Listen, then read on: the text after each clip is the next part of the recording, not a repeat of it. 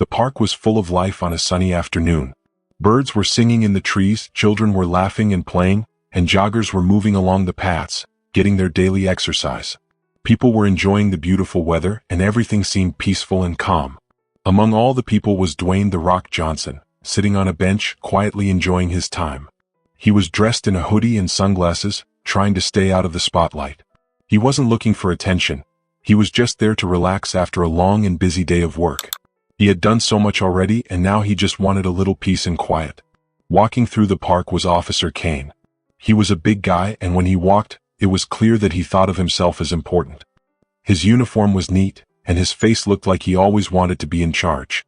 He had a reputation for being harsh with people he thought didn't belong in the park, and he liked the feeling of power that came with his badge. He had this attitude like he could tell who should be there and who shouldn't. And today his eyes fell on the Rock, sitting quietly by himself on the bench. Officer Kane didn't like how the Rock looked. He wasn't doing anything wrong, he was just sitting there, but Officer Kane's mind quickly made up an assumption. He thought that someone like the Rock, dressed in a hoodie and sunglasses, was out of place in the park. Officer Kane's thoughts were full of judgment, and he didn't take a second to think about it. He was determined to make the Rock leave.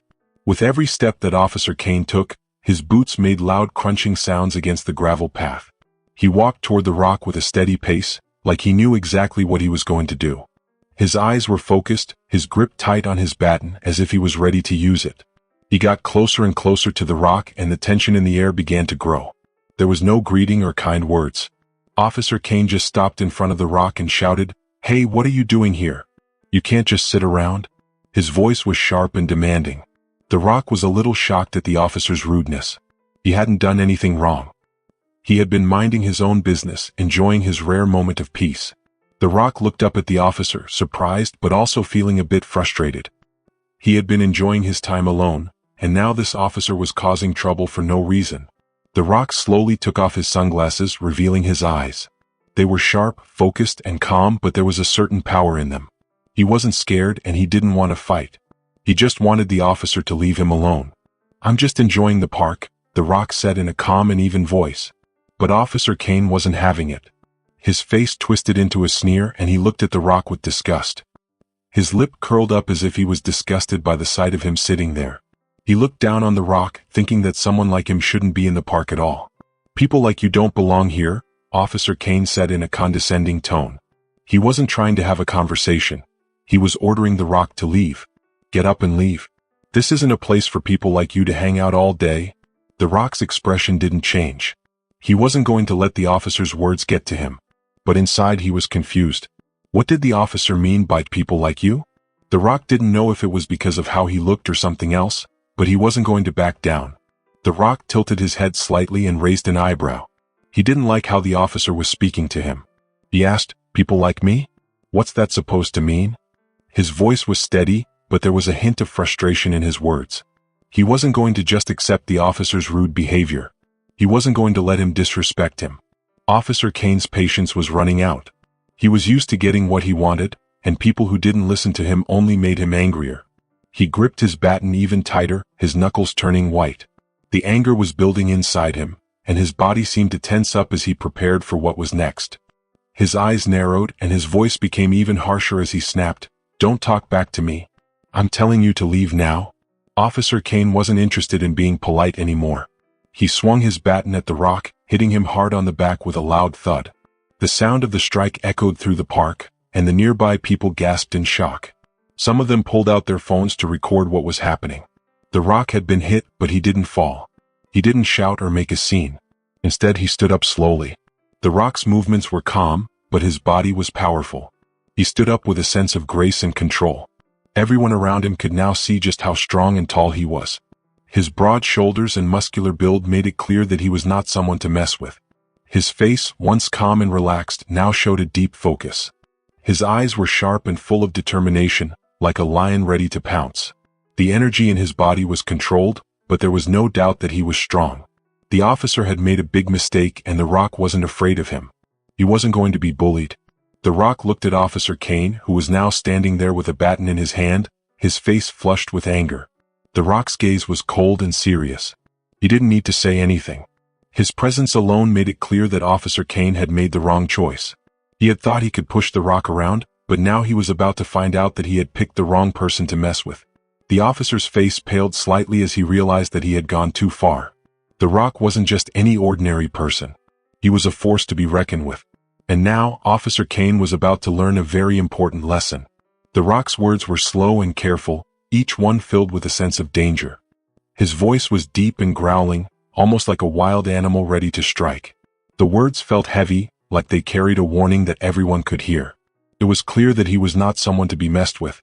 Officer Kane, who had been the one causing trouble earlier, now found himself face to face with someone much stronger and much more skilled than he was. But Kane didn't realize how much trouble he was in.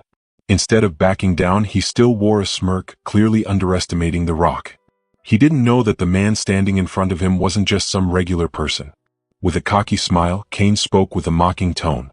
"Oh yeah? What are you going to do about it, tough guy?"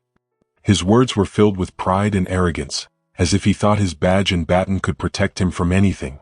He didn't seem to understand that he had just provoked someone who could easily take him down. The Rock remained silent, but the tension in the air grew. It was like the world itself was holding its breath, waiting for something to happen. His silence was almost more terrifying than anything he could have said. The Rock didn't need to speak to show how serious he was. He took a deliberate step forward, closing the gap between himself and Kane. The movement was slow, calm, but it spoke volumes. His presence was so powerful that it felt like the ground itself was shaking. The Rock was not just a man standing there, he was like a mountain, unmovable and unshakable. "Do you think that badge gives you the right to hurt people for no reason?" The Rock's voice was now full of anger. It wasn't a loud shout, but it was so strong that everyone could hear the weight of his words. His anger wasn't just about what had happened. It was about Kane's disrespect and the power he had used in the wrong way. Kane didn't back down. He was still too full of pride and rage. He swung his baton at the Rock, trying to land a hit, but his movements were wild and untrained. The Rock, however, was ready. With a flash of speed that no one could have expected, he grabbed the baton right out of the air. His hand moved so quickly it was almost like he had eyes everywhere, anticipating Kane's every move. The crowd gasped in surprise. They hadn't seen anything like this before. The baton fell to the ground with a loud clatter, and the Rock tossed it aside as if it were nothing. Now everyone could see it clearly. The Rock wasn't just a big guy. He was a skilled fighter, trained to react fast and decisively. Kane looked tiny compared to him. The Rock's face remained serious, and his eyes never left Kane. "I'm giving you a warning," he said, his voice deep and cold. The warning was clear and everyone could feel it. "You don't want to take this any further," he added. The Rock's words were a promise that if Kane kept going, it would be his biggest mistake. The Rock's eyes locked onto Kane's, filled with a cold intensity. His eyes didn't just look at Kane. They seemed to pierce through him as if daring him to make the next move. But Kane was still too full of himself to listen. His pride burned and he got up from the ground, determined to fight back. He lunged at the Rock, but he was clumsy, his movements driven by pure rage. The Rock, on the other hand, was calm and controlled.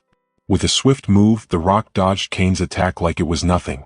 His footwork was precise and graceful, almost like he was dancing. With another quick move, the Rock grabbed Kane's foot mid-strike, tripping him and sending him crashing to the ground. The sound of Kane hitting the dirt echoed across the park, and the crowd couldn't help but cheer. The cheers filled the air, and it was as if everyone had been waiting for this moment. The crowd shouted with joy, their voices rising in a loud chorus. "That's what he gets." The Rock didn't react to the cheers. He was still focused on Kane, who was now lying on the ground, embarrassed and humiliated. The officers standing nearby looked on, shocked. They couldn't believe what they had just seen. Kane had been the one in charge, but now it was clear who was in control. Kane groaned on the ground, still trying to regain his composure. But as soon as he stood up, it was clear that he wasn't going to stop. He was still full of anger, his face red with rage. Just as Kane was about to charge at the Rock again, 2 more officers appeared on the scene, running toward the altercation. When they saw the Rock standing over Kane, they stopped in their tracks. The officers froze, unable to believe what they were seeing. It was like a moment out of a dream. The officers couldn't believe their eyes. It took them a few moments to process what was happening. One of the officers whispered, "Wait, is that Dwayne Johnson?" His voice was full of shock, and his eyes widened as he realized who the Rock really was. Kane, still trembling from his earlier defeat, turned to his fellow officers, confused by their reaction. "What?" he asked, his voice still filled with disbelief. He couldn't understand why everyone was acting like this. He had no idea who he had just tried to fight. But as the officers looked at him, their faces showed disbelief and confusion. They couldn't believe what had just happened. One of the officers, trying to regain control of the situation, stepped forward. His voice was calm but respectful. "Mr. Johnson," he said, addressing the Rock with a sense of awe. "Are you okay? We didn't know you were here." Kane still didn't get it. "What?" he stammered, his face full of shock. "This guy somebody important?" He was finally starting to understand that he had made a huge mistake, but he didn't know the full extent of it. The second officer turned to Kane with a look of pure anger. His voice was full of fury as he spoke. "Not just important," he said, his words full of heat. "He's one of the most respected men in the country. A man who's loved by millions, and you, in your ignorance, attacked him." The officer's voice crackled with anger, and it was clear he was disgusted by Kane's actions. Kane's world was crumbling around him.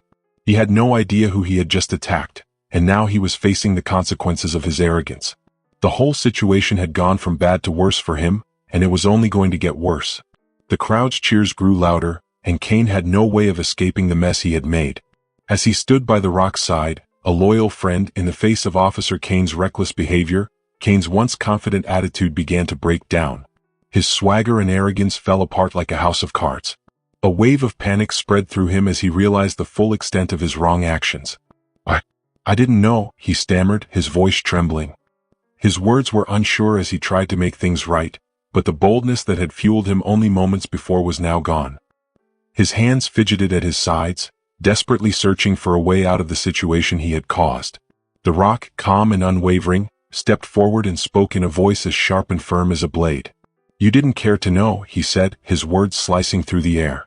"You judged me based on how I looked and on a story you made up about who you thought I was. You used that as an excuse to treat me like I was a criminal. That says more about you than about me." The Rock's voice carried with such power and confidence that it seemed to fill the air, and everyone around him felt the strength of his words.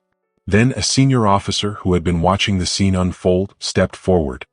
His voice rang out with authority as he prepared to bring justice to the situation. "Officer Kane," the senior officer said, looking directly at Kane, who was still frozen in shock. "You are under investigation for your actions. Hand over your badge and your gun." His voice was steady and clear, leaving no room for argument. The people around them watched, and the whispers of approval began to spread among the crowd, as they realized that Kane would soon face the consequences of his behavior.